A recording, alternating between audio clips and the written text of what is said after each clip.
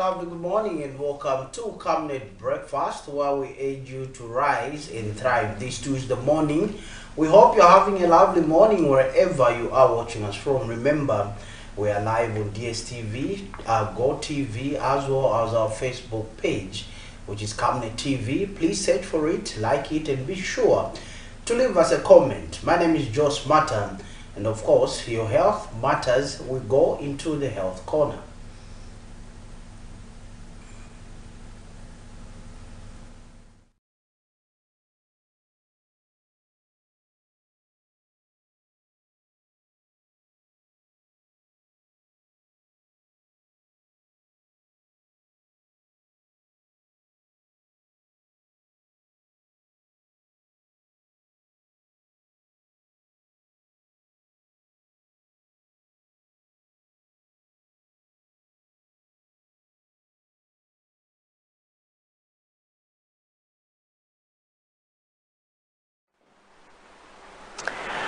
Hi and good morning. Welcome to the Health Corner here on the Breakfast Show.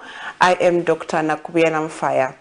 So this week we are looking at a very interesting topic, and we're looking at a condition called polycystic ovarian syndrome. Now, yesterday we talked about what is polycystic ovarian syndrome, and we said that it's a condition where there's increased production of male hormones in the body of a female, and this may result in having amenorrhea or oligomenorrhea, which is where you have irregular menses, or you might have no menses at all. So usually women with PCOS would also have cysts, which is cysts that form in the ovaries. So today we want to understand what really causes ovarian or polycystic ovarian syndrome. So the cause is not really known, but there's the researchers say that it's caused mostly by insulin resistance. So people who have insulin resistance are the ones who would usually get this syndrome of polycystic ovarian syndrome. Now, what is insulin resistance? It's a condition where a person has more insulin that is being produced in the body that the body is not utilizing. And so this usually comes about because of taking too much foods that have sugar. And so because your intake of sugar is increasing, your body also starts to increase the amount of insulin that it produces. And so there is a point when the body starts resisting this insulin, and so you do not have your cells stop responding to the insulin that is being produced, and so you end up having sugar, and most cases you end up having type 2 diabetes. And so people who have increased insulin resistance are at risk of having polycystic ovarian syndrome, because with increased insulin in the body, there's a dysfunction in the way the ovaries function and respond to hormones. And so there's what we call hypothalamic pituitary ovarian axis. And so this axis is the one that helps to regulate your hormones in the body and to regulate your menses. And so when there's increased insulin, this axis is affected, and so the body is not going to produce hormones at the right time in the right amounts, and so your body is not going to respond the way it's supposed to, and that's how come you end up having irregular menses and also have or not have menses for some time. So that is how polycystic ovarian syndrome usually comes about. And also the body will tend to produce more of these male hormones. So the ovaries will start producing more of the male hormones instead of the female hormones, because the female hormones are not really there to regulate the production of male hormones. So most people who have this condition would have certain symptoms, and some of these symptoms we're going to discuss them tomorrow. So make sure that you watch tomorrow again, so that you can be able to learn what are some of the symptoms that people with polycystic ovarian syndrome would have. And we'll also look at what you can do or what can be done in the hospital to treat this condition, and also what are the complications of polycystic ovarian syndrome. I do hope you have learned something today. Today we were talking about the causes of polycystic ovarian syndrome. We say that it comes about because of insulin resistance. This is where your body is not responding to the insulin that your body is producing, and so because of the high insulin, your body starts dysfunctioning in the way it produces hormones that help with regulating your menses. So thank you for watching, and I'll see you again tomorrow.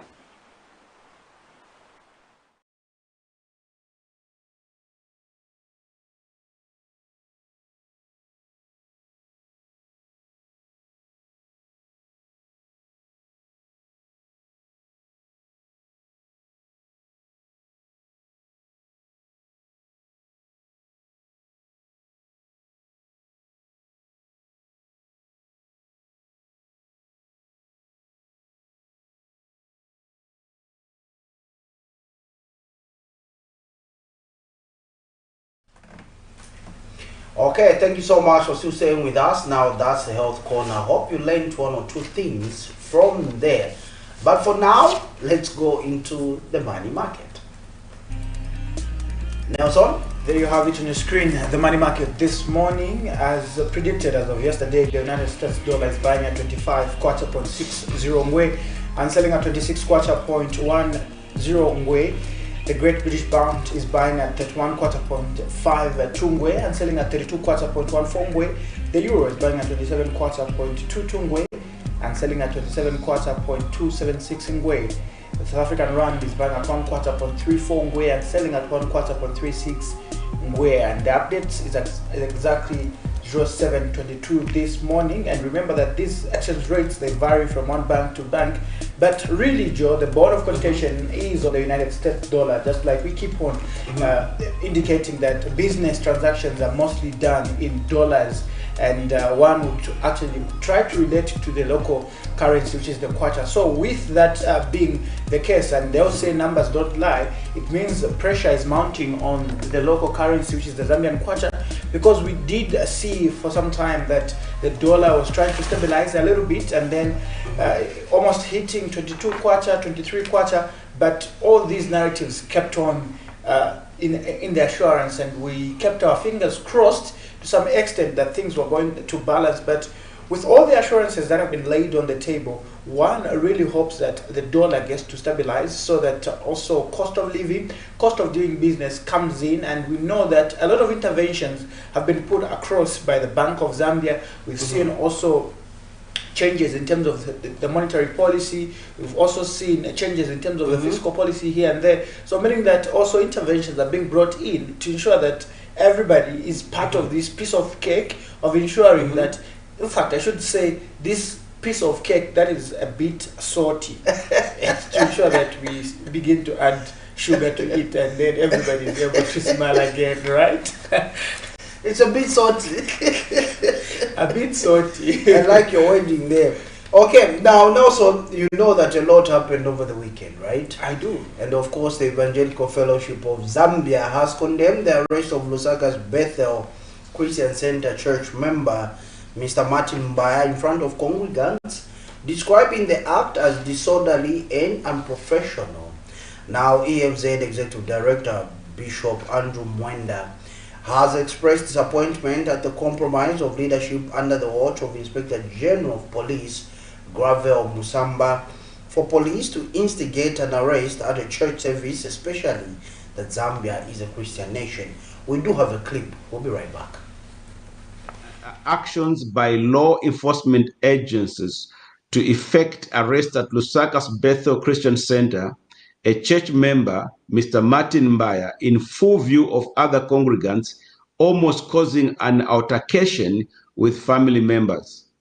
The EFZ is duty-bound to defend the sanctity of the church and find the actions by officers understood to be police and drug enforcement agency officials to be not only disorderly and unprofessional, but also grossly disrespectful to God, the church in Zambia, and Mr. Mbaya's family who were attending the church service with him. Mr. Mbaya is a man of non-fixed abode, and the least the police could have done was to issue him with a call out and invite him for interviews as per established procedure. This unorthodox way of policing, to the extent of effecting arrest at a church service in a Christian nation such as ours, is raising public alarm and tension in the nation, and brings into serious question what seems to be compromised professionalism within the police service under the watch of Inspector General of Police, Mr. Grafra Musamba. Okay, so that's a story that borders on the arrest of Mr. Martin Mbaya, who is a business associate to former President Dr. Edgar Chagwa, and he was arrested at church by obviously the law enforcement agencies that brought him in for questioning during a church service. And this, of course, has been received with mixed reactions from EFZ, the Executive Director, Bishop Mwenda. In that particular clip, you are able to hear what you're saying. Nelson? And definitely, let's also get to look at a story, Joel, this morning from the Ministry of Green Economy and Environment that has issued a stark warning, cautioning the country faces dire consequences from its current environmental choices. Speaking at the Development Aid from People to People, DAP, Earth Day celebration, Ministry of Green Economy, Permanent Secretary Representative Absalom Sakala outlined various measures being implemented to protect and preserve the environment for future generations. This is a story that we get to look at, and as we do that, we get to transition into the first interview of this morning, as I would like to coin it the extension of the Health Corner, as we get to look at this particular topic that has actually been part of the public domain in recent weeks, where we've seen a lot of people come to the fora, talk about this issue, but without disclosing what this issue is. Let's get to look at that story, and we'll be back on the other end.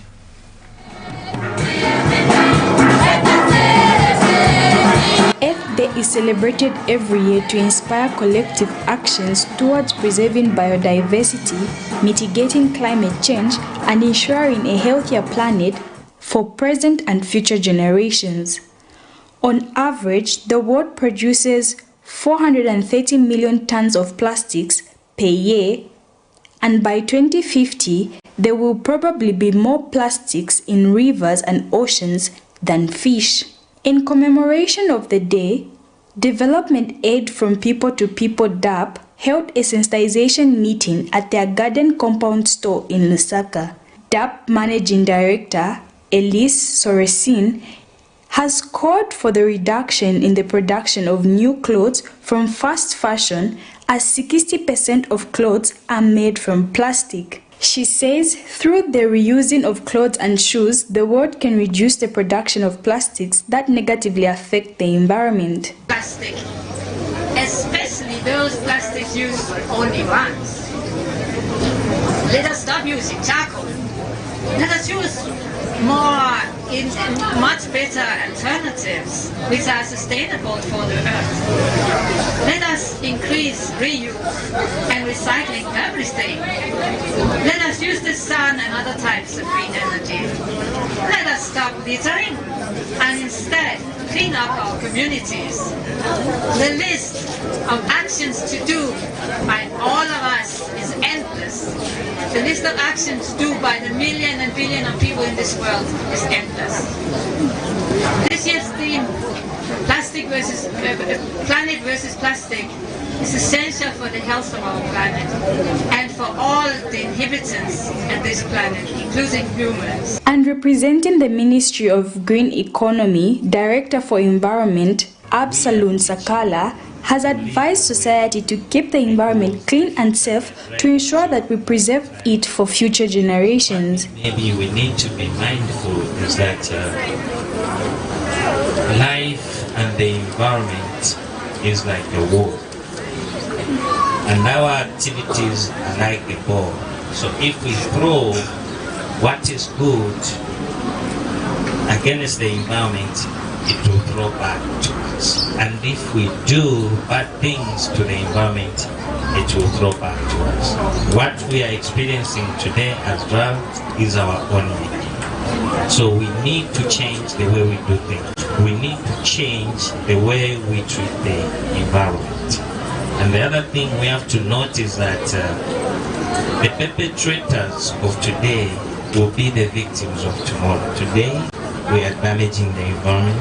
Tomorrow, the environment will react, and we're the same people who are going to suffer. Meanwhile, DAP commercial manager says the store aims at minimizing the carbon footprint through the Clothes and Shoes project. By choosing to support our initiative, you are contributing to the reduction of textile waste and the preservation of our precious resources.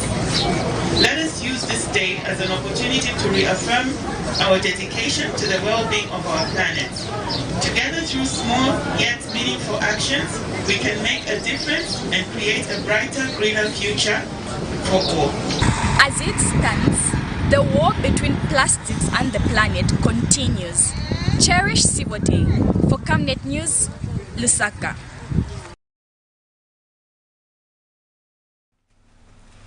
Thank you so much. That is another interesting story that we were looking at as of yesterday when we were celebrating Earth Day.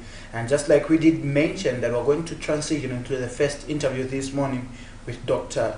Teddy Molenga as we get to look at one thing that has been topical in recent weeks, where we saw the Levi Mwanawasa Teaching Hospital being sued or being dragged to court by a patient claiming that there was a surgical bandage that was embedded within her abdomen after a cesarean section was conducted in January 2023. And we saw also so much talk coming in with such concerns to say, now, if that is the case, what does it mean? What really happens for such a condition to come into the fore? And definitely, Dr. Molenga is in the studio to help us understand and build more context in terms of what we need to know about this condition.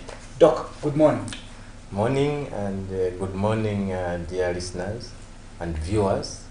It's a pleasure to come back to the station that is not like any other station.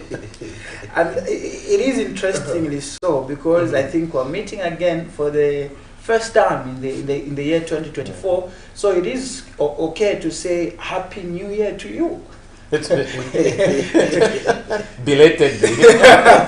Now let's get started. We've seen such issues now coming to the public domain, where someone is claiming that there was some surgical bandage that was left within their stomach after a cesarean section was conducted, and then they decide to sue the hospital in question. Now, what is the standard procedure in terms of this C-section, including measures that need to be taken to prevent foreign objects from being left into the patient's body? Okay. The operating team consists of the doctor, the one doing the operation, let's say cesarean section, and the assistant should be a doctor, but because of shortages, we use nurses. Okay. It's the one assisting you, giving you instruments as you are operating. And then there is another nurse who is we call a runner. That is, she goes, because sometimes you might need extra swabs, extra equipment. Sometimes you find something else which you need to deal with. That's the one who runs around and brings extra, supplies. Sometimes there are only two, the nurse and the doctor. Okay. But the standard procedure is that before you start, most theaters have actually got a board, a blackboard, a small blackboard, where you write the name of the doctor, the name of the nurse, and the procedure you are going to do. And then the number of instruments you have set out from the beginning. That is the number of swabs, number of scissors, forceps, and all the other things. So that is written. Swabs, 5. Forceps, 6. Written. You start. So the nurse is giving instruments you are using. So you must realize we are working in a pool of blood. So you are using a lot. You mop, like the way we mop, we're cleaning the house. You mop with swabs. So there can be many actually you are using, depending on the nature of the bleeding you meet there. Some women, they bleed a lot. and even in other operations, there is quite some torrential bleeding.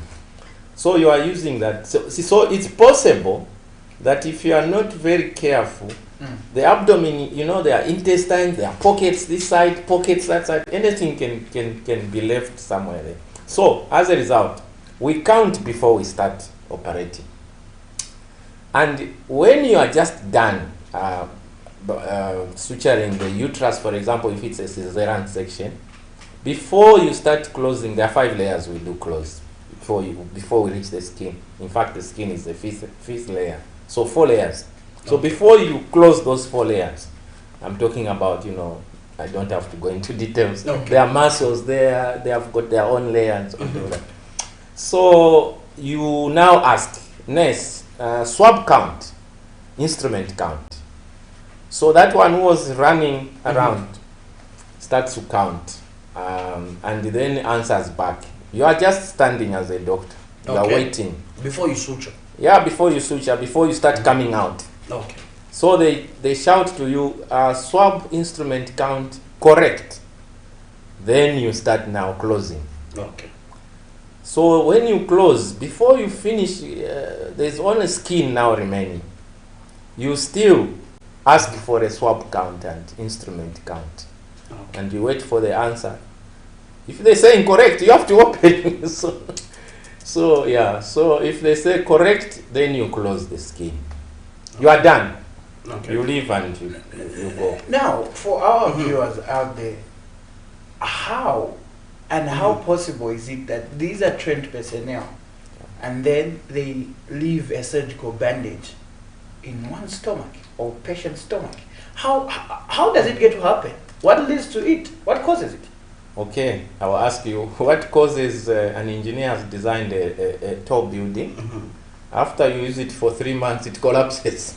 But this is an engineer, right? Well trained. So what I'm trying to say is that mistakes will always be there in our works. What we pray and intend to do is to reduce the occurrence of such mishaps. But I tell you, for example, I have been at work cutting women and all that, doing cesarean sections. I don't know, maybe 2,000 in a year. 2,000 in a year, though? Yeah, there's a lot of. Sometimes we used to do 2 in a day. Let's say at Indora Central Hospital when I was a doctor there in gynecology. 2 scissors in a day. 2 times 7, 14. Times 30 in 1 month. So I've done a lot. So 35 years doing that. One day I had a problem like what you are talking about. Yes, a woman comes with an ectopic pregnancy. She's bleeding. Ectopic is pregnancy in the tube. So I quickly do a hemoglobin. It was very, very low. The normal is between 12 to 18. Okay. Hers was 4. We have no blood, but you can't leave her bleeding, she'll die. And she was a lecturer known to me. So I went in very quickly. And usually the operation takes about 20, 30 minutes. This one I reduced it to about 12 minutes or so because of rushing. Now in that rush, the swab count was done wrongly. Okay. Because there was a lot of blood and a lot of swabs. And when they are counting, they are saying correct, there was 1 remaining. That's me operating, mind you. Okay. So it's not strange to hear that kind of story from Levi Mwanawasa. So that swab was left. I didn't know. The nurse did not know. We take the lady back to theater to the ward. The following day, once you have operated someone, we are supposed to go and review. So I go there. I find the abdomen is swollen, distended in our medical terms. So it's not supposed to be like that. Yes, immediately after operation, maybe there are some gases and what, stomach distends, becomes big, but it has to be, it has to be soft. And then I start asking myself a question. Nothing about swab in my head, because it has never happened to me. I've operated so many. So now the issue was, have we injured the bladder? Sometimes you can injure bladder as you're operating. Okay. It's very near there. So that urine may be leaking. Then the abdomen will become big. Or have we injured the ureter? on the sides. Okay. As we are. So this is you now thinking. Yeah. Why is it distending? So we put in needles to try and see, is it fluid? Is it urine? Is it blood? Is she bleeding inside? Okay. Maybe we left something not very well tied. As the BP is picking up, she can bleed. Okay. So that's going in my head. Not swab, huh? Okay. But still, we say, okay, let's do an X-ray and see if we can see anything, gases or what, that is distending the abdomen. We do an X-ray, we see a shadow. And we thank the one who made those swabs X-ray absorbent. They absorb X-rays. Somehow they knew that these things can happen. And they made swabs X-ray absorbent. So when you do an, if the swabs, the normal swabs, if you do an X-ray, you won't see it. It's too soft. X-rays will just pass through it. Okay. So now we see a shadow. Then we say, this is a foreign body. Back to theatre. Of course, I have to go and explain. It's very painful. Go and almost kneeling down. No, Mama, sorry, something has remained inside. We need to take you back. We have to take you back. She says, well, if that's what you have to do, take me. I take her back, operate, look around, I couldn't see it. It has moved, in these pockets, hidden. Intestines all over here. You have to check below this side, below that side, until we found it. Hidden somewhere. Pulled it out, closed. And fortunately, she had a very good recovery. Okay. She didn't sue. Okay. She didn't sue. She left us, unfazed. So you asked the question, how can it happen? It happened because one, when I was operating, I was extremely fast. Okay. Two, the nurse miscounted and said, correct instrument and swab count correct. So that kind of miscommunication is what leads to these things. So that's a personal story. How common are such experiences? If you do, let's say, 1,000 Caesars, statistically, you expect one case out of 1,000. Okay. Yeah. So that's the average. I mean, it shouldn't happen, but it happens. I'm telling you, I have seen my colleagues lose women. If you leave it and you don't notice it, like what I'm describing to you. Yes. If we hadn't, maybe we could have thought ice gas. It will go. And then you go 2 days, 3 days. She would have developed high fevers and maybe we could have lost her because I've seen people die. Okay. You leave a swab, you don't attend to it. It creates so much infection, it gets rotten inside. Oh, yeah. And there's pus. So it creates what we call peritonitis, that's the inflammation of the abdomen. And it's a killer. Oh. Now, Doc, apart from what you've told us, distending of the stomach, what other signs can one look out for? Well, if you leave it for more than 24 hours, the picture that will start coming is fever. You start seeing the woman developing a fever. Okay. And she becomes just sick, starts vomiting. That swab is irritating the intestines, diarrhea. So now you start thinking, do we have a case of typhoid here? Vomiting and fever, diarrhea and all that kind of thing. They did that with that patient. At one point they thought it was typhoid. The one you are talking about. Oh, okay. Yeah, the fevers, what and what. If you are lucky, if the abdomen is soft, you may feel a mass. Because the intestines and the omentum is a policeman of the abdomen. Okay. Something that is like a sheet of tissue. It closes all areas wherever you touch. So if you operate, let's say on the tubes, the omentum, the policeman of the abdomen, will go and cover that area. It's very protective. So if that thing is left, a swab is left, everything goes to cover that. So in this case of this woman, I heard she stayed 6 months. Yes. She was lucky because the protective omentum inside the tissue must have surrounded that swab. Okay. And made a protection around it. But if you touch nicely, you can find a mass because everything is is surrounding that swab, fighting. So that tells you that there's a foreign object. Yeah. Okay. The body is so clever, it detects that this is foreign and it goes to protect everything, intestines, they all rush there. Okay. And surround that. So if you are lucky, you can live with it like she did for 6 months. Yeah. Yes, yes. But you must be very, very lucky. 3-4 days of living a swab, people pass out. They die.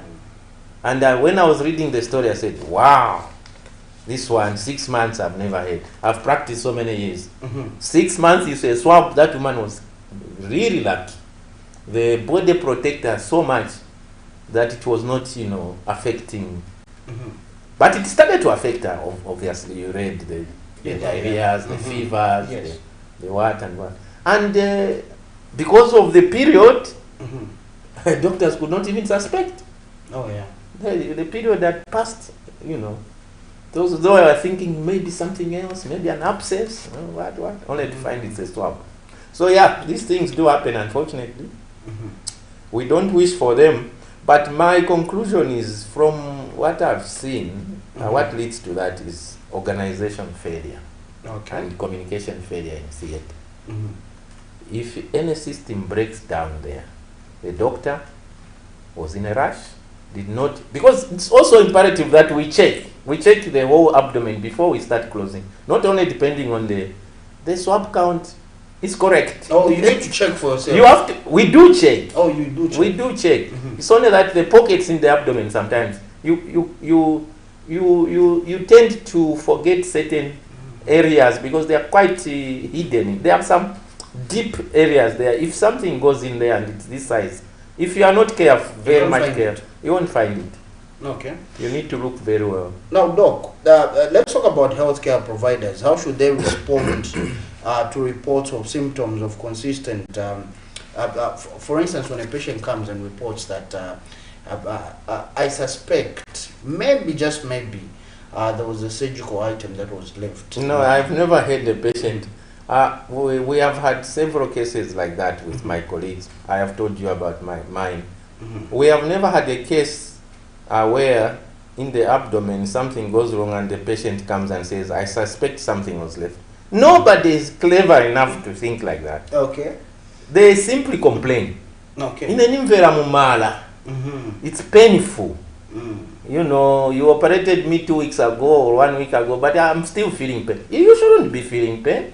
So something is happening. So we start thinking, is it the adhesions? Are the things tying themselves up? It happens. Okay. Sometimes it even creates intestinal obstruction. You can't go to the toilet. So there are several complications after operation, which when the woman is complaining, we start thinking.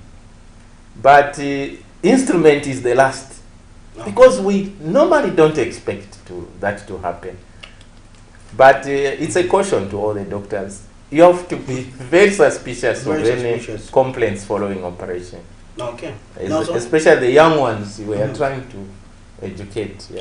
Yeah, I know you've basically touched on the aspect of organizational lapses where communication. Yes, where this institution also lacks in manpower. But what are some of the critical measures that the health institutions need to undertake, even when they lack manpower, that should be put as a priority when they're conducting such an operation to ensure that they do not endanger the life of the patient?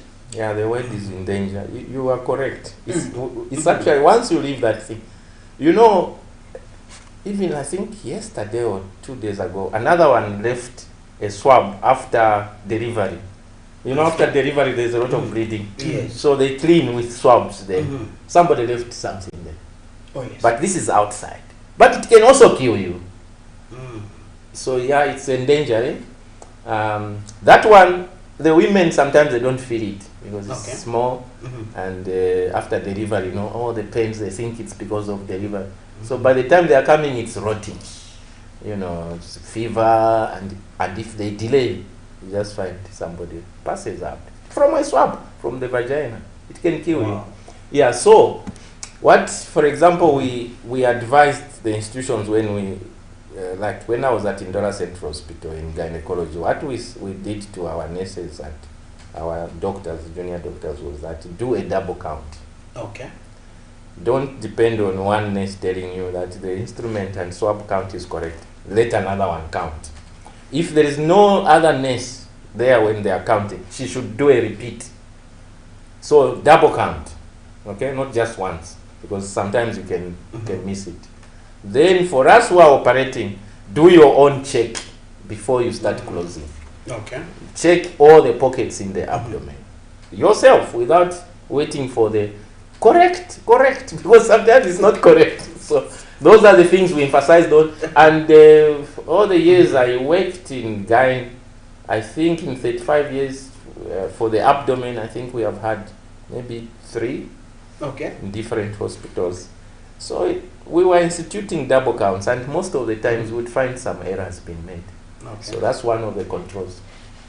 Now I'm imagining myself being a woman, and then I experience. Not a woman, even you, if you can have an appendicitis, we are operating you. You face the same danger. Exactly. Now, if the same danger is like placed on my end, what recourse am I supposed to take as a patient after understanding that such has been done? And then you are thinking, I would have died.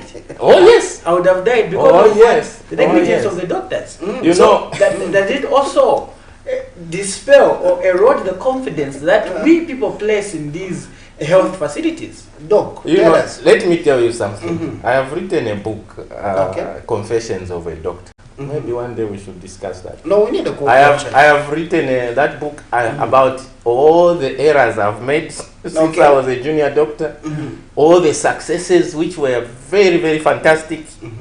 So I've touched on both. So my first sentence in that book is that every doctor has a graveyard to which he or she sends his or her mistakes.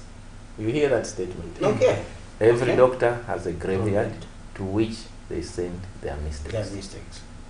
You are not a teacher, you are not an engineer. For us, when we make a mistake, you might end up in leopards here. Unfortunately. That's our profession. What is the recourse he is asking? For him, I know he would sue straight.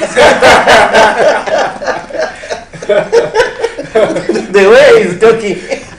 So you need compensation. My life was at risk. Has been endangered. You need 2 million. 2 million compensation. Legs are on internet. No, you see, we in the medical field we know that we are depending on the kindness of the patient here and understanding. What we do is just explain what went wrong honestly. The mistake was made. Blah blah blah, and the rest you leave to the patient to decide. If the patient decides to hang all of you, the nurse, the doctor, except the cleaner who's cleaning the drops of blood on the floor, may survive. Then be it. That's our profession. It comes with the profession. You have to be ready to be hanged if you want to save lives, and you do not do it diligently. And if we discover is actually negligent, because these cases we discuss, we want to find out, was it negligence, carelessness, were you drunk? So among yourselves internally, you discuss that? With the head of department, the head of the hospital, you call a meeting. We have a case of a left swap. What went wrong? It should not happen. The case I was telling you that happened to me. The superintendent came, the deputy superintendent came, the senior matron, myself, senior doctors, we all sit. Procedure, how was it done? How was the counting done? Where was the mistake? You identify the mistake and you try to address it. Nobody is fired. You try to make sure that you learn some lessons from it. But this is without the patient. What the patient decides is it's up to them. Let's get to conclude on some of the safety protocols that should be put in place from the end of the institution as well as the doctor that is conducting that C-section, because it is the life of somebody that is at risk at this point. Very much so. It's the life of the person that is at risk. But you see, when you are doing operations, a lot of things can go wrong sometimes. So the precautions, for example, when we cut the uterus and removing the baby, there are arteries there which we cut. It's torrential bleeding. It comes out like, sometimes it can, enter your face and everything. That's why we wear goggles. So you can die from bleeding right there, right? On the table. It's not just about swabs.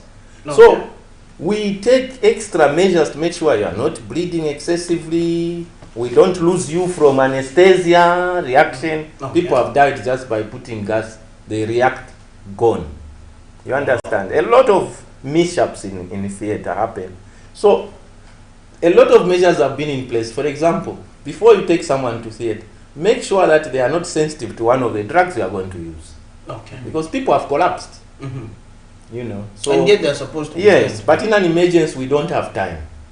If we have to save the mother and the baby, there is no time to start saying, hey, allergies, let's test this, let's test the gut. No, you can't. You just take and pray that everything is okay. And sometimes it turns out to be all right. Measures.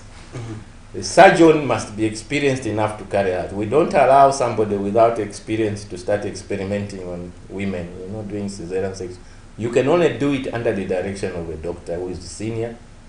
That's one of the things. So make sure you have got experienced people who know what they are doing.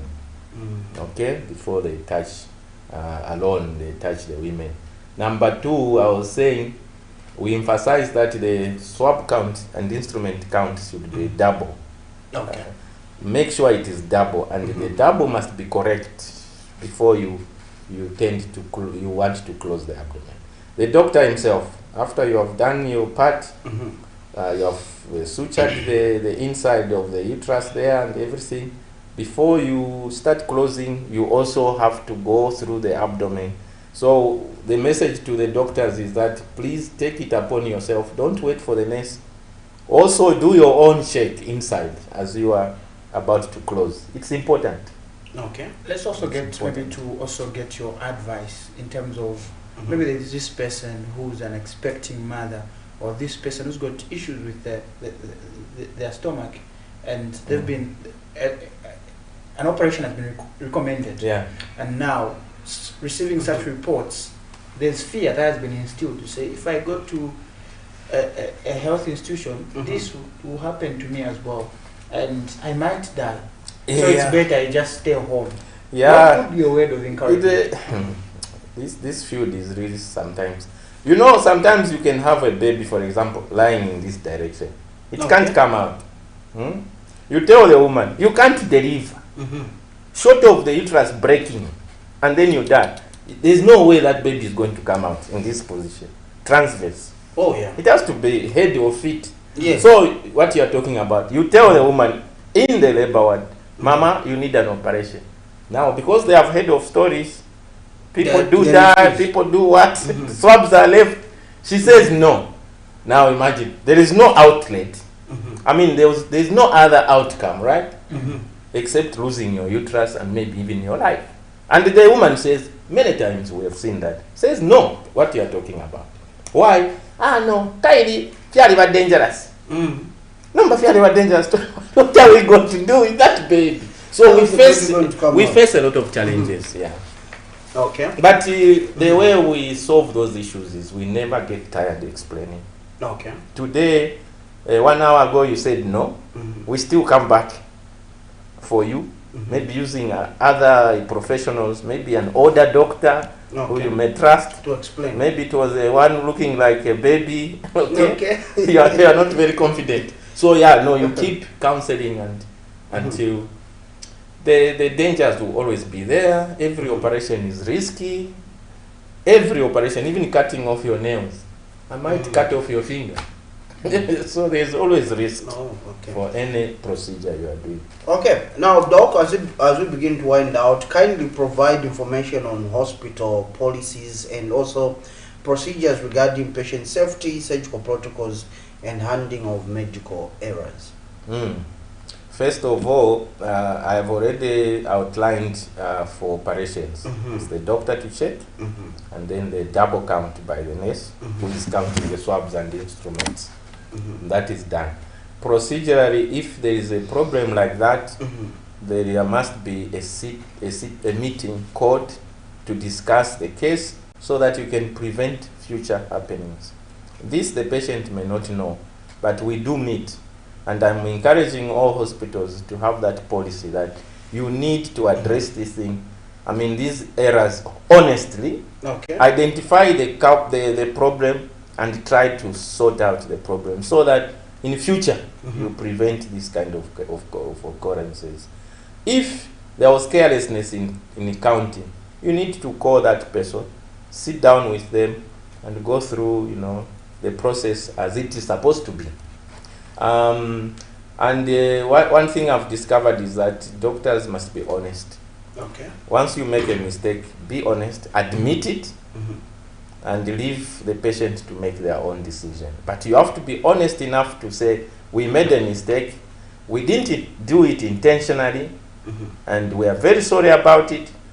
Some patients, they love that humility and honesty from a caregiver. But if you are rude and rough, well, these things happen, I mean, look, we didn't, they'll punch you. They'll punch you. They will sue you for 2 million. Okay, Doc, let me thank you more sincerely for coming through. Or maybe you have some last words. To the junior doctors especially. I would just appeal to our young colleagues coming in the field. They shouldn't be afraid. These things do happen. You have to develop a very hard skill because the profession wants you to save lives, but once upon a time, one day something may not go the way you want it to go. Never give up. Don't be afraid, but be honest, admit your mistakes, and correct them for the future. Okay. Dr. Teddy Mlenga there, thank you so much, Doc, for gracing the breakfast show this morning. We appreciate that. Thank you so much. Okay.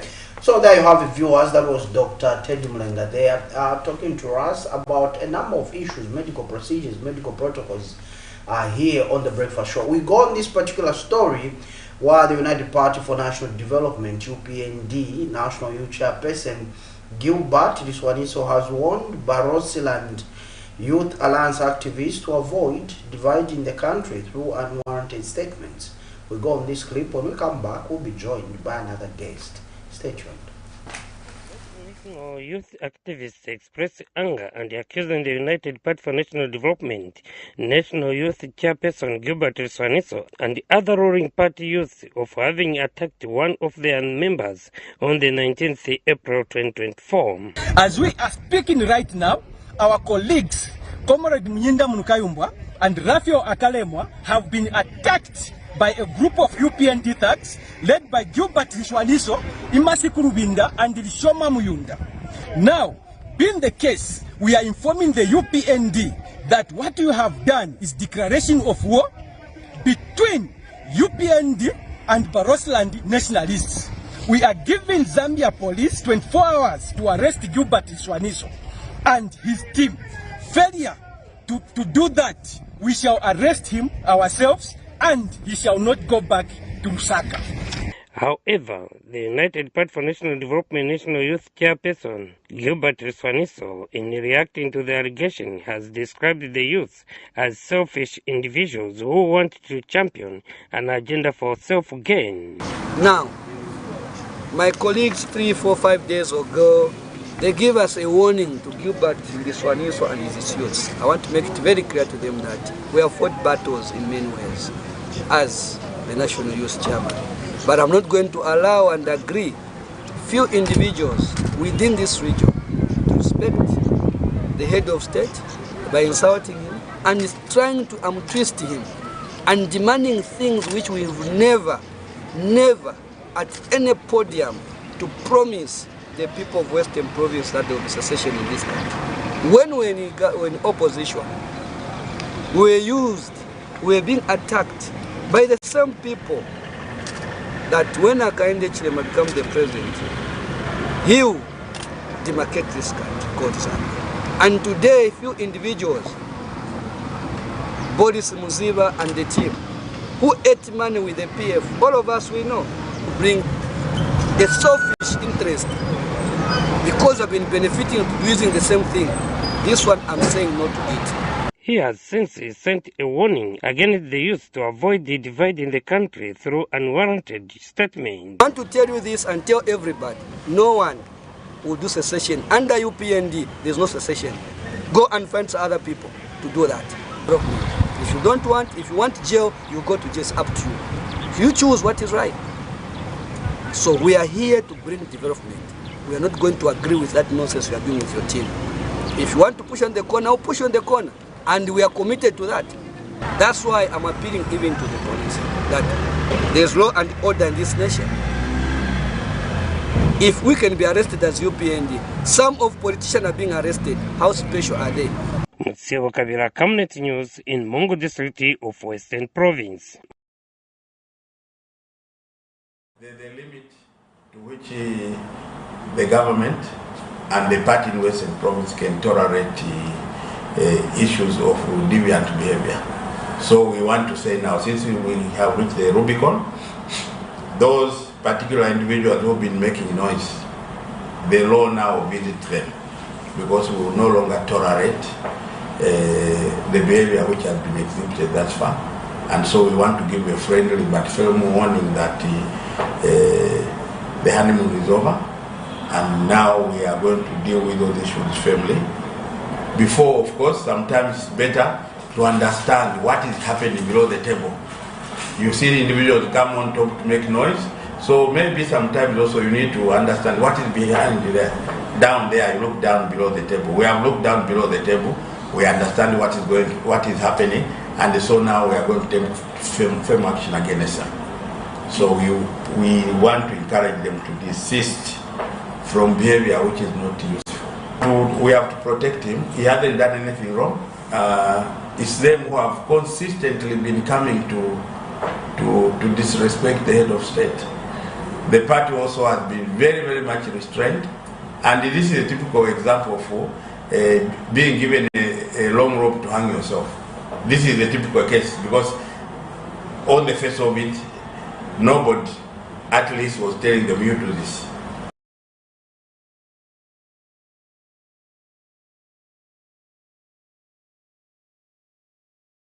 Outspoken opposition economic and equity party leader Chilufya Tali will have to quench the fire at the top of his legal battle as he faces a double sword before the Lusaka Magistrate Court after a bench warrant of arrest for absconding court sessions was issued on 18th March 2024. But on Monday, 22nd April 2024, Zambia police informed the Lusaka Magistrate Court that it has engaged the International Criminal Police Organization in search of opposition leader Chilufya Tali, who has been absconding court proceedings. Tali's arresting officer, Inspector Mlife, informed the court that they are still looking for the accused person and have informed counterparts Interpol through the regional office in Zimbabwe, now waiting for feedback from the Interpol head office in France for the fugitive opposition leader to be put on red notice. This is a matter in which Mr. Tali is facing one count of showing hatred or contempt for persons because of race, contrary to Section 70, subsection 1 of the Penal Code, Chapter 87 of the Laws of Zambia. Allegations are that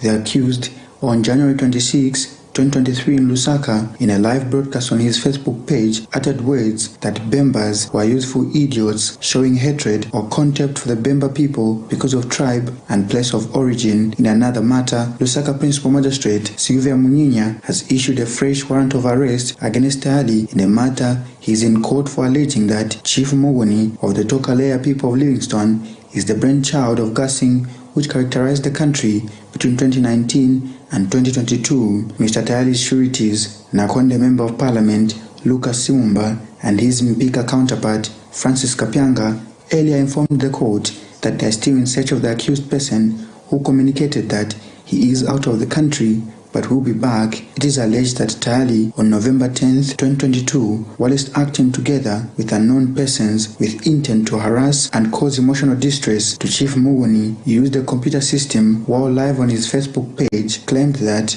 Chief Muguni had information about the gassing incidents. Meanwhile, lawyers that are representing Chilufya Tali have withdrawn from handling his matter. This is Messias Joseph Chirwa and the company after they filed a notice of withdrawal as advocates before the court that all correspondence should be issued to the accused person. The bench warrant before Magistrate Muninya is returnable on 24th April 2024 and the two sureties have been summoned, while before Magistrate Simvula, the bench warrant is returnable on 29th May 2024. Nelson Zulu for Camnet News, Lusaka.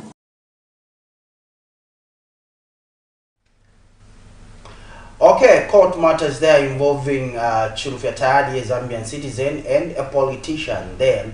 A bench warrant has been issued to him. As you are aware, that particular story indicates that he has been absconding court appearances.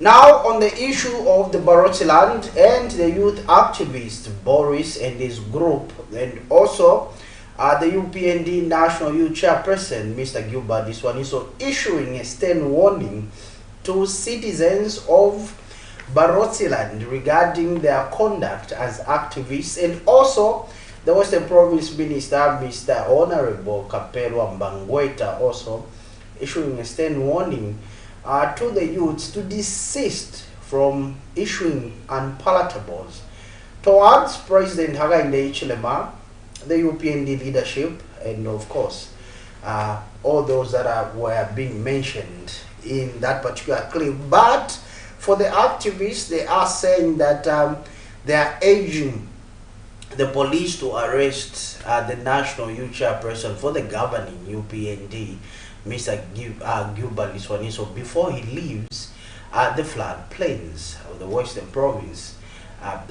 So that's the issue that has been going on. But the question that we, the media, would like answers to is, what was the discussion before, for instance, the UPND came into power? What was the discussion with the Barotse royal establishment or the youth activists for them to conduct themselves in such a manner? Is there something that the public needs to know?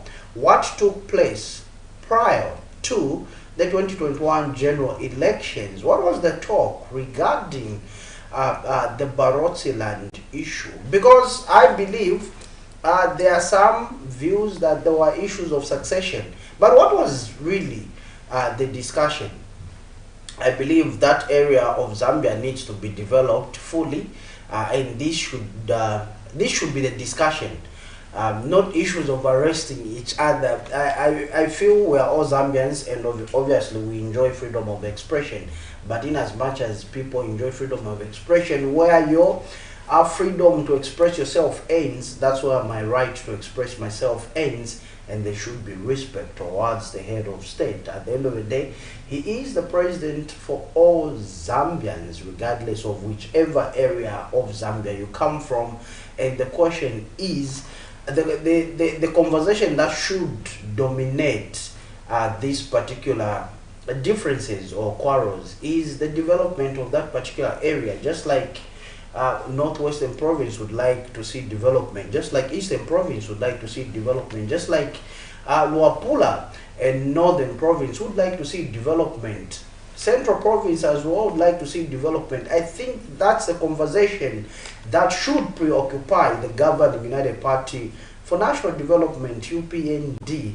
Development, development, development. Like the president says, work, work, and more work.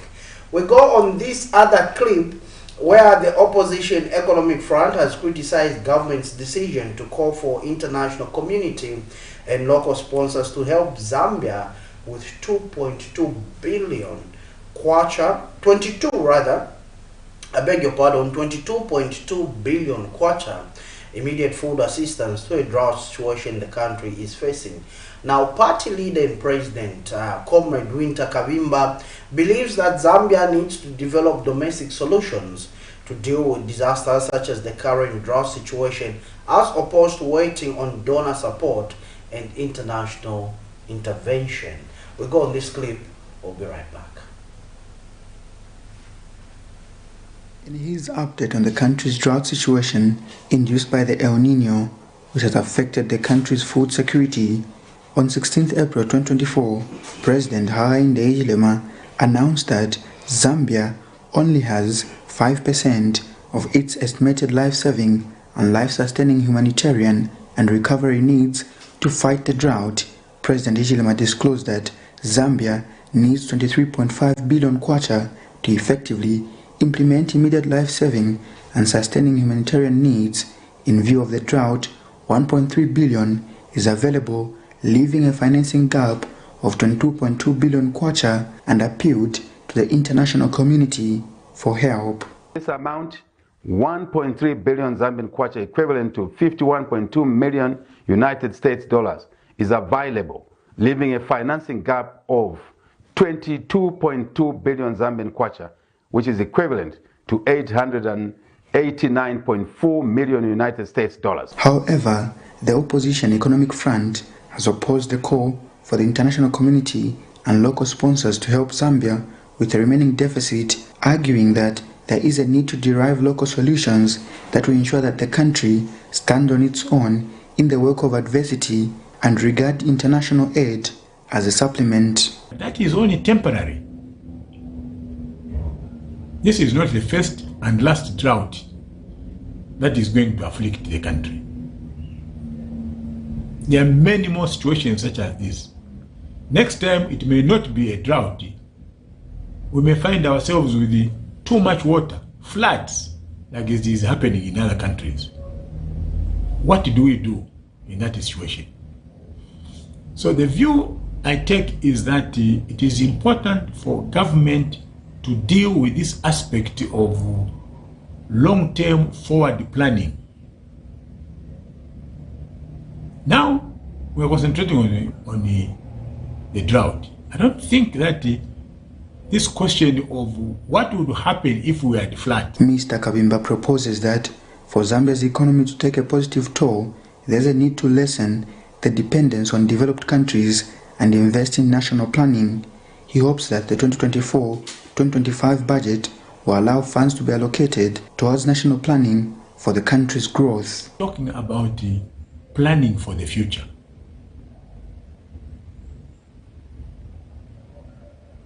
So, if I were to advise myself, is that we are lagging behind in terms of forward planning, and that should be our priority, and we must, I would be happy myself to hear this year's budget by the Honorable Minister of Finance making pronouncements of how much money has been apportioned in the budget to planning. Nelson Zulu for Camnet News, Lusaka. Okay, Comrade President Leader Winter Kabimba there saying that it is, according to him, Zambia should not rely on the international community donors to be given 22.2 billion kwacha. He says Zambia, he believes that Zambia needs to develop domestic solutions to deal with disasters such as the current drought situation, as opposed to waiting on donor support and international intervention. Nelson, how do you look at this particular assertion coming from the opposition leader? Remember, not so long ago, Comrade Winter, I must mention that he's a very good friend. He's a very good friend, but he said something like Zambia does not have the capacity, government does not have the capacity to run the mine. So when he talks about domestic solutions, I'm taken aback. Just say something, Nelson, before we introduce our guest, Honorable Sensio Banda, who's with us this morning. I think the argument from Winter Kabimba of yesterday's conversation was spanning from the fact that, look, almost every country has got citizens, which translate into human capital. Okay. So he was asking to say, what would happen if a nation does not have people? Does it mean that as a country we don't have people that are able to think? So his argument really was on the basis that Zambia has got capacity to have local resource mobilization.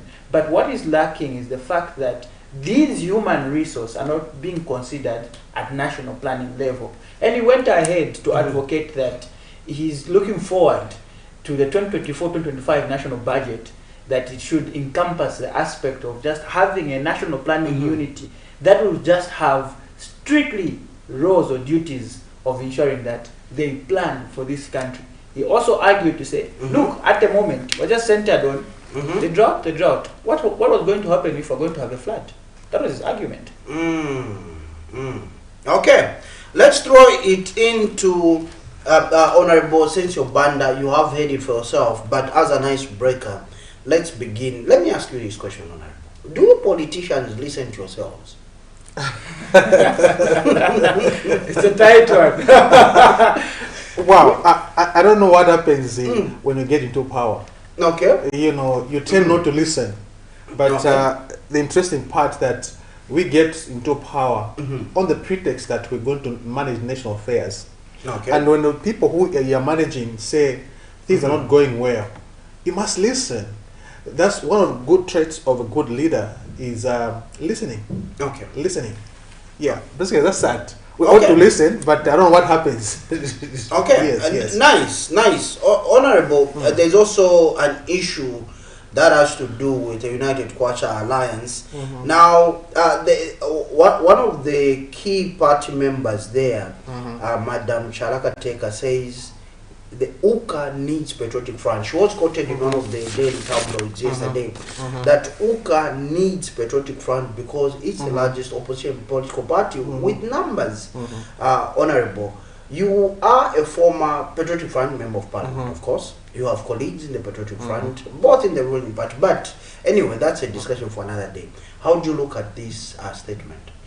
Well, first and foremost, let me hasten to say that political alliances have existed in time immemorial. We had our own independence at the base of that alliance. Alliance of the people from different ethnic groupings, the unions, the political party which provided the leadership. We had the independence, and the objectives were really clear why that alliance was actually put together. 1991, the economy had collapsed. We had the economy which was overheating, and the inflation was high. Food prices were skyrocketing, and people said, I think we need a change. So the agenda was very clear. People needed change, okay? And people from all walks of life came up with what is called movement for multi-party democracy. It was an alliance of the people, politicians, the church, and other key stakeholders. Fast forward to PF. Again, it was an alliance. Much as the alliance failed with UPND, but it was an alliance with various stakeholders. Okay, there was a buying in. It was a mass movement. It was a buying in to say, this is the direction which we are taking, as it were, and the bottom. And there was the clear motives and objectives. And also, UPND came on board. It's a UPND alliance with its partners. So, having an alliance at this time, it's not new. Okay. It's a necessary evil, considering that of the geopolitics which are existing right now. But what is key is that the UKA alliance must stay clear in terms of their objectives. Is it just a matter of just removing HS because he's failing, or do they have alternative programs which they think they'll help to improve the lives of people in every sector of the economy? That is very clear. And also for her to allude to the fact that they need PF. Yes, indeed. In every pact, there must be an alliance. There must be the leader of the pack, as it were. But one might argue to say PF now, for lack of a better term, is in disarray because there are two groupings that have emerged, and Zambians have not yet healed, so to say, in terms of some calamities that were associated with the Patriotic Front, rather, where we saw people being beaten in marketplaces, where we saw a kind of people also trying to harass. So, isn't the association with the PF really going to dent UKA? Going to dent UKA? For argument's sake, I think I'll address two issues here. Okay. Whether people can trust PF to actually lead the alliance, and secondly, there are also issues to the legalities of the existence of PF. Allow me first to have also legal concerns. Right now, PF is embroidered in a conflict, an internal conflict, where there is there are two factions, okay, and the matter is before court, okay, and the matter is before court, and we do not know where this will take us to, okay. So even as they say, okay, we need PF to be in this part, but they should have that at the back of the mind, okay. They should have a plan B, a foolproof plan B, because what if the court issue goes the other direction? Mind you, there's two PF, and the Madam Shirakateka is associated with the PF with the former president of Zambia. Okay, so there are those legal concerns. So there must be a what if scenario. You know, there must be a plan B, as it were. But what is key to mention is that there is need to have a united force to actually advance the cause of the people in view of what is obtaining in Zambia. An alliance is imminent and is unavoidable, is inevitable that this alliance should be there. So even as they say PF, yes, they should have a plan B, and plan B which also thrive on the existing structures of PF. Okay, so for me is that I'm sure they've got the legal minds who have to address that. Yeah, and the second thing was people are still healing. Okay, people are still healing, and what it is that I was part and parcel of a study which actually looked at why did PF lose. Okay. Okay, it raised a lot of thematic issues. Okay, and at the peak of it was the cadres. Okay, and I think there is a lesson learned from that, from leadership. I suppose there is a lesson learned. So I think for me is that, but what is very critical, there must be clear motive and objectives for this alliance. And right now, one of the issues which the alliance should be focused on is provide checks and balances. It is based on that people should be starting to having a buy-in despite of the past. Okay. Provide credible checks and balances. Provide alternative solutions in view of what Zambians are going through. That is very key, as it were. So that's my take. Okay. Nelson. Yes, Honorable, there's also this issue. I like how he likes to argue around cases. Recently, we were talking about the World Rights Watch report that indicated that there were a number of issues that Zambia needed to work on. Among those was the issue relating to restrictions of political parties. Now, we've got the European Union report that indicates that the cadre, or I should say, because when I use the word cadre, a lot of people maybe refer to it as politics as well. Yes.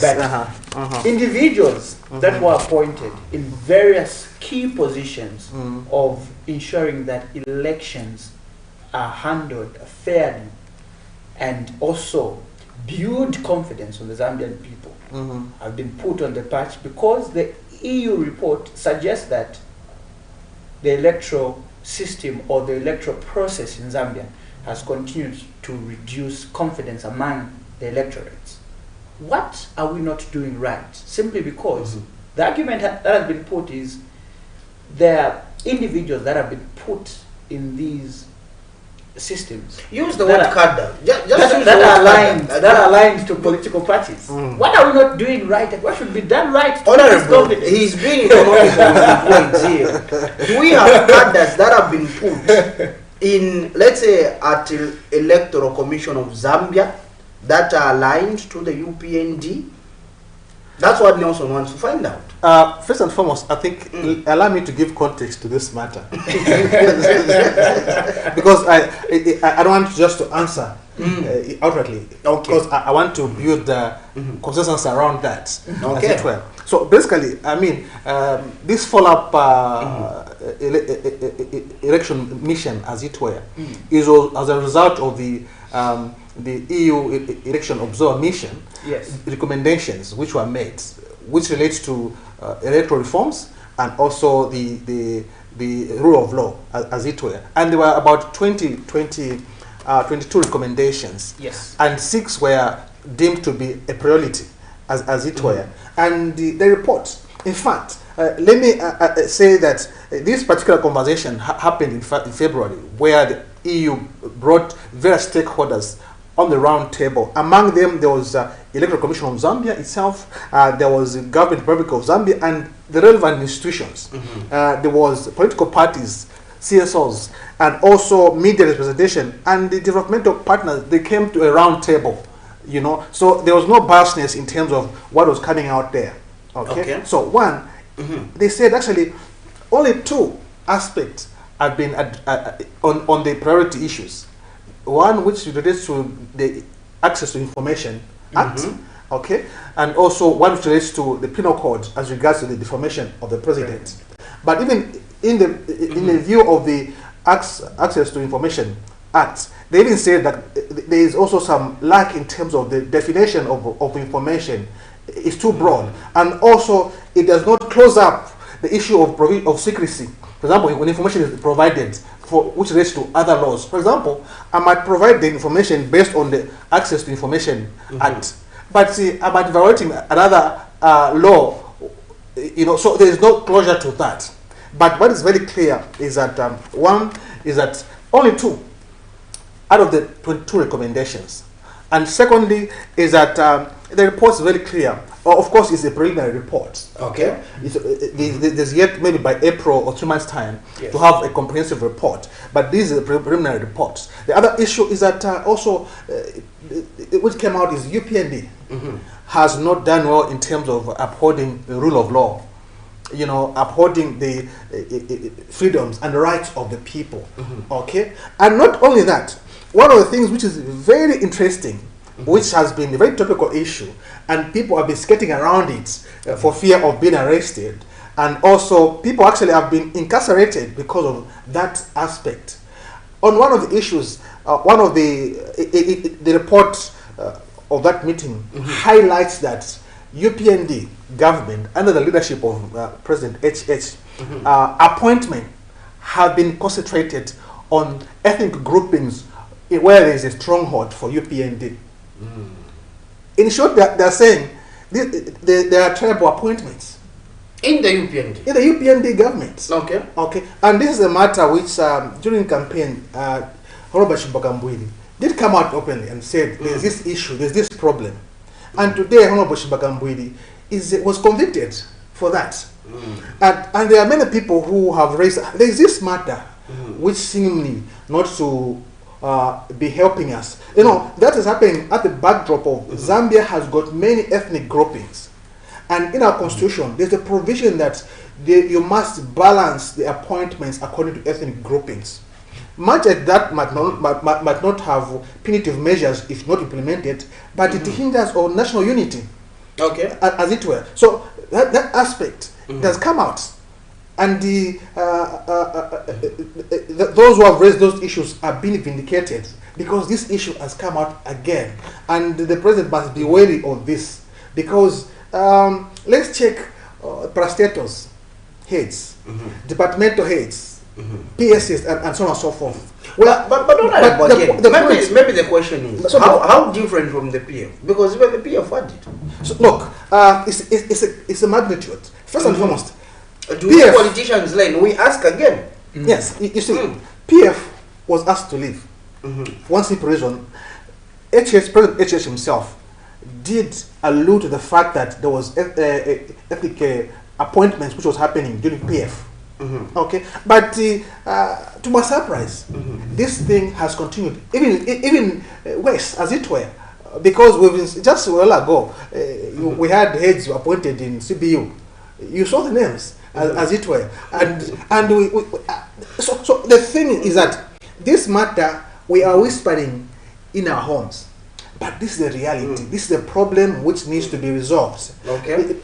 The issue is that the fact that it came out in that EU round table, it means it's a thorn issue, and as it were. It needs to be addressed. So I think there is need for UPND government to do a lot of listening. Okay. And for example, a lot of stakeholders have alluded to the fact that there was a shrinking of democratic space, as it were, and there are thematic issues which were raised. Now Honorable, I want us to look at two issues. Number one, the arrest of Martin Mbaya while at church. Was he handled like that? Because this individual is associated to the former Republican president. Remember, justice, the law has got no face, and justice should be served to each and every individual fairly. Yesterday, the Inspector General of Police was quoted in the media to have said that before you detain somebody, make sure that you investigate thoroughly. That pronouncement was made by the president, and we have seen detentions taking place even before investigations. You are familiar with this story, Honorable. Kindly weigh in. First and foremost, one of the provisions of the Constitution under the principles and values is integrity and morality. Before we can even talk about adherence to ensure that people they enjoy the freedoms and the rights. Okay, the thing is that there must be what we say and what we do must be the case. Integrity is about who am I in the public and who am I when no one is seeing. So when it says that actually the president says please don't arrest, okay, before investigation, and the AG says the same yesterday, but the thing continues, who's following who? So we must walk the talk. Are these pronouncements that are made but are not being followed, Honorable? Because like you are saying, who's fooling who? We have heard these pronouncements, but what is obtaining on the ground is something different. Yeah, look, the president is not an ordinary citizen. Okay. He's the number one citizen of the country of Zambia. And when pronouncements are made in quote unquote, it's policy. So somebody is not listening to the president somewhere.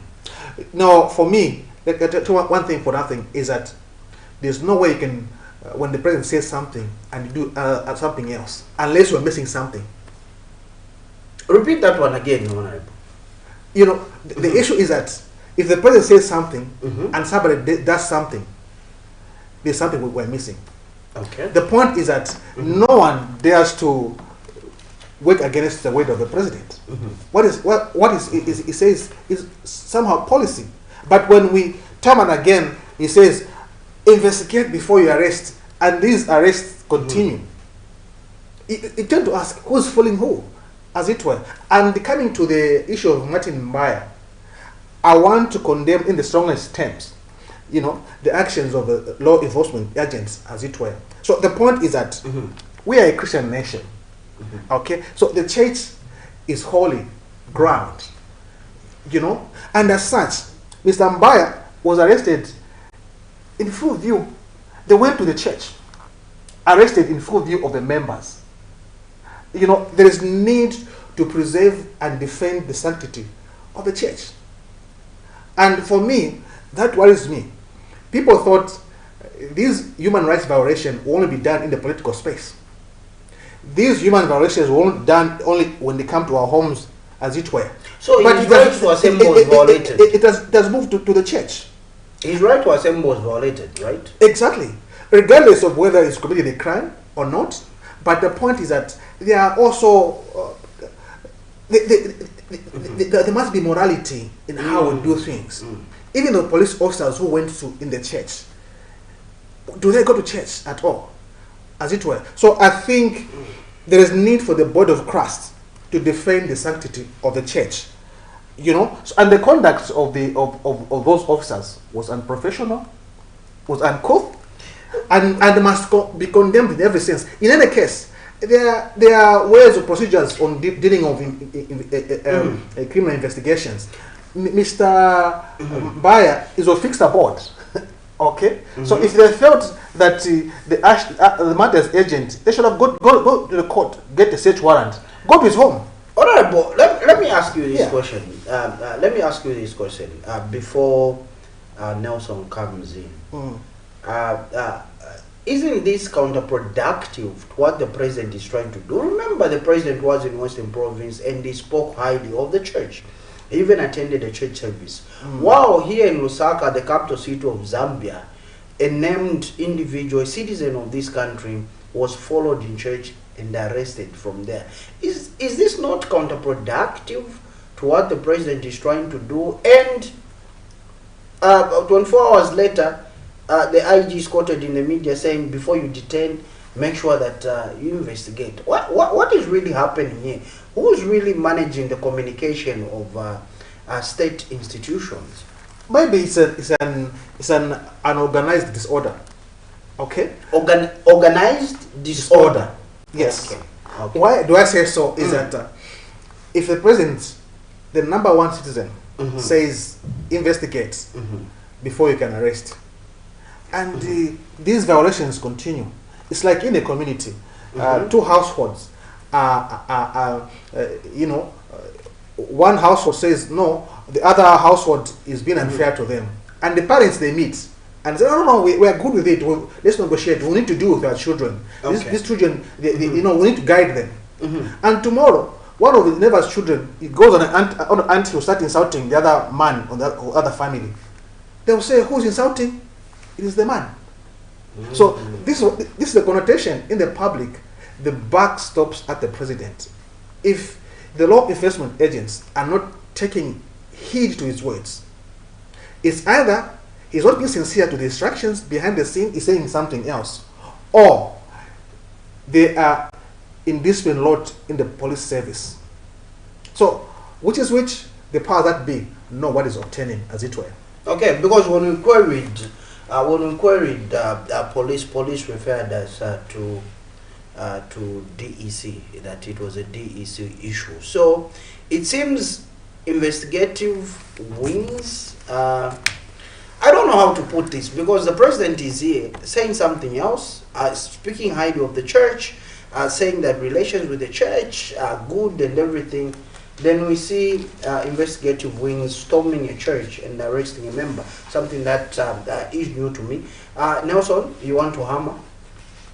Well, I'll still draw back to one topical issue that is really important to myself as well as the Zambians out there. Issue relating to the cost of living. We've seen the Zambian kwacha dance to the tunes of the United States dollar for some time, and the instability has been seen also. That has reflected on the cost of doing business, cost of living. How best do we get to handle this issue to the benefit of the Zambians? We've seen promises or assurances that were laid on the table that once the debt restructuring process is concluded or done, things are going to be better. Once we begin to see transformational projects in the mining sector, things are going to be better. Are we missing something in terms of resolving this issue? Yeah, first and foremost, I think we must appreciate the fact that 2021, okay, when UPND government came into power, the economy was already overheating.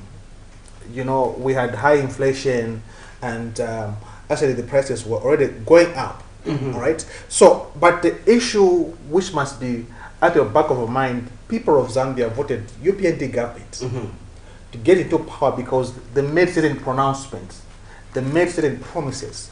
One of them is to reduce the cost of living. Okay. Issues to do also with meal and so on and so forth. For example, I know for a fact that actually I saw that infrastructure minister reacted to the report by the EU report. He says the UPND inherited the collapsing economy. So the issue is that when UPND government came to power, their approach was to provide solutions. Let me give an example. Because the inflation was high, so they came on the floor. The approach to deal with the economy, they pursued a contractionally fiscal and monetary policy. So what this means is that on the supply side, okay, they wanted to reduce the money in the economy in trying to arrest the inflation. Okay, so what this meant is that they had to increase the monetary policy rates, okay, and the central reserves, and so on and so forth. So what is on the supply side of money? You are contracting, but what is happening also on the demand side? The government also was reduced on spending. Okay, you saw the cancelled contracts, you know, for contractors. You know, the payment of contractors actually was cut down. Okay, so what that does is that on the supply side of it, you are reducing money in the economy.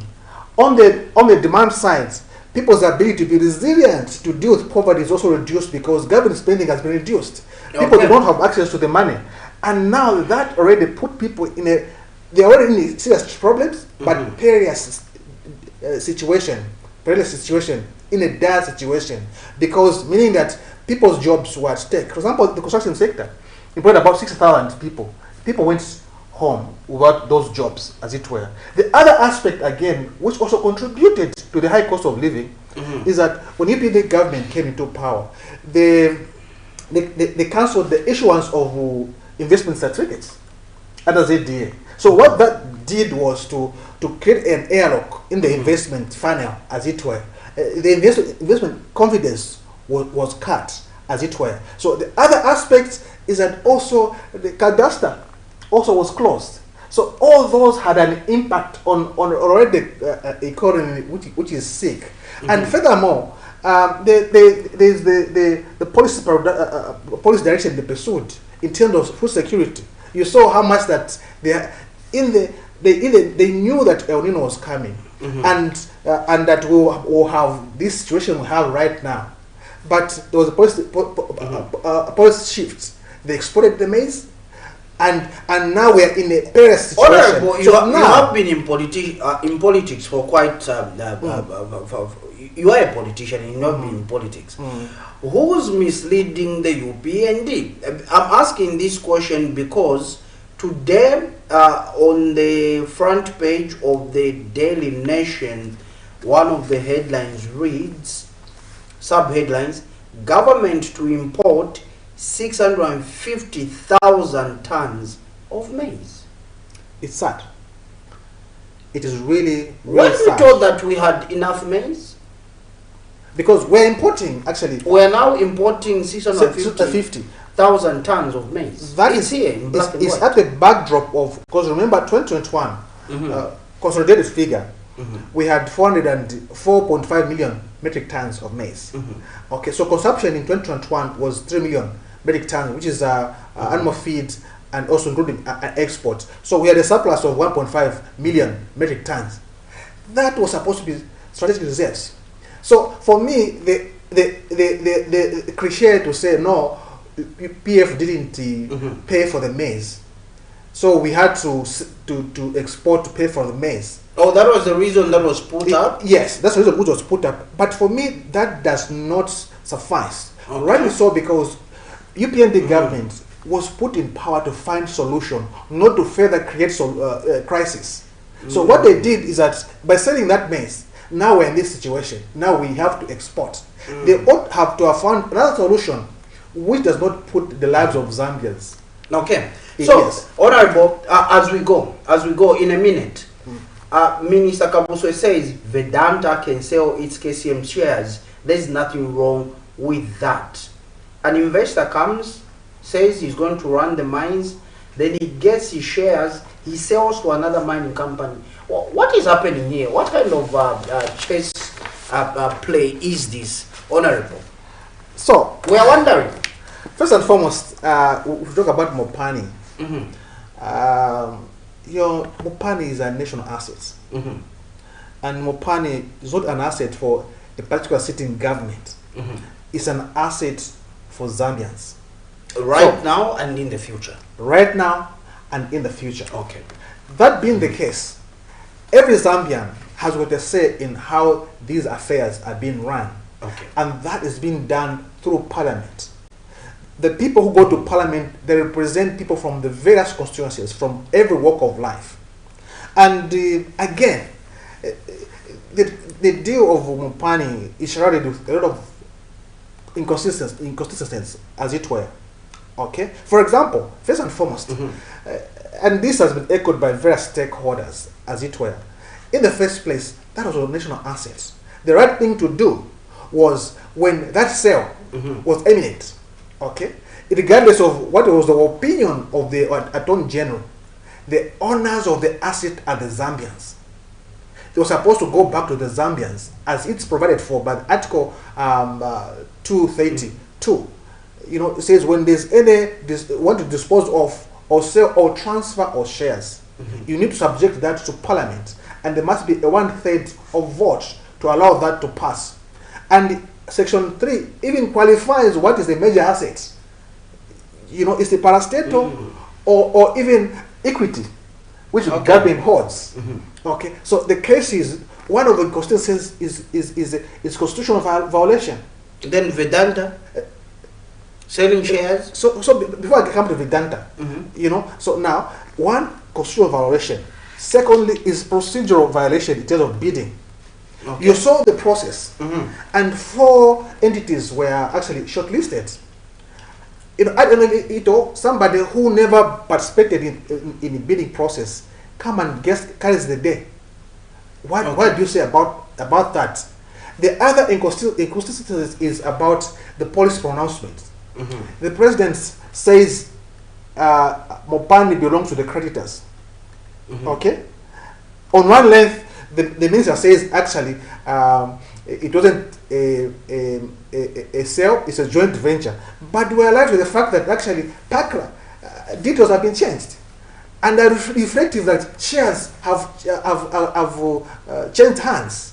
Who's filling who? You know. So for me, I think one, for now, people will pretend to be blind and they do not see these provisions of the law. But at an opportune time, a miracle will happen when there's change of power. People's eyes will be opened, and at that time, it will be very difficult because you know that's what I was saying. Listen when people are talking. Take time to listen, because these assets are not assets of UPNB government. No, UPNB government is an agent of the people of Zambia. How can an agent go and make a decision without the approval of the principal? Okay. You know? Honorable, we need to go. Honorable, but let me thank you most sincerely for coming through, Honorable. Yes. Thank you very much. It's a real pleasure for having this discussion with us. And good morning to one of our viewers there. Jean N. Mwinga Mutumba also is watching. Mutumba Jambera, thank you so much. We also have Lee Mata watching. Thank you so much. And the rest of the team that is watching glued on our Facebook page, we do appreciate you. Nelson, we need to go. Yes, I think big ups also to Lawrence Kabutu, Jean Mwinga did mention Kingsley Majila, Petronella Mwene. Hopefully I'm pronouncing it right. Although Petronella goes on with a comment that desperate situations call for desperate measures. Zambia is in urgent need of funds to handle the current crisis of drought. So we still have enemies of progress. Oh, that's her. Oh, she's responding to opposition leader, Comrade President Winter Kabimba.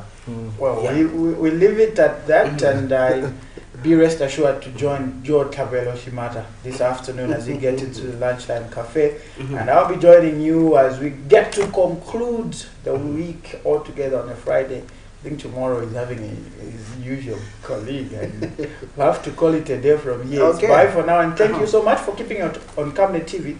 We do value your support, and you are the major stakeholders. Everything we do it for you, and hopefully you've picked 1 or 2 issues. Remember that in every situation there are 2 sides to it, just like a coin. Okay, fantastic. Bye bye.